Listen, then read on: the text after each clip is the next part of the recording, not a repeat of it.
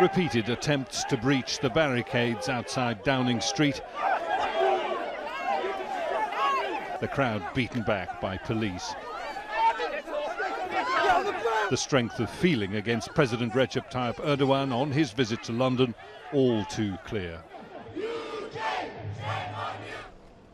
At number 10, with a red carpet welcome that Theresa May herself has been criticised for giving President Erdogan, an opportunity to discuss trade ties as Britain seeks new allies after Brexit. But a visit overshadowed by the situation in the Middle East. There is an urgent need to establish the facts of what happened yesterday through an independent and transparent investigation, including why such a volume of live fire was used and what role Hamas played in events.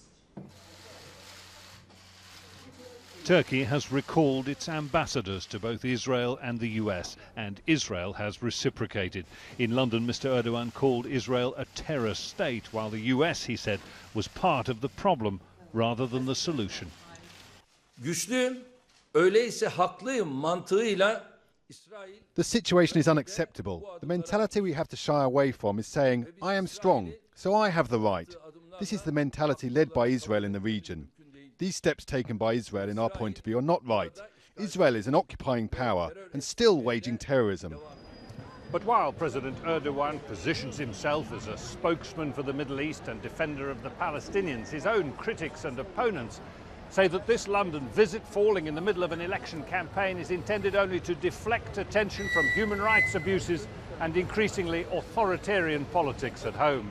I think many people are just completely incandescent with rage that our government have invited one of the worst human rights abusers in the world. Erdogan is a murderer and he's a fascist. A groundswell of opposition among Turkish voters means the election is no sure thing. If he wins, Turkey will move from a parliamentary to a presidential system, handing Erdogan greater powers. If London was indeed intended to be a campaign boost, as critics allege, what better than pictures of tea with the Queen, an honour afforded Mr. Erdogan at Buckingham Palace earlier in the day. Jonah, Al Jazeera, London.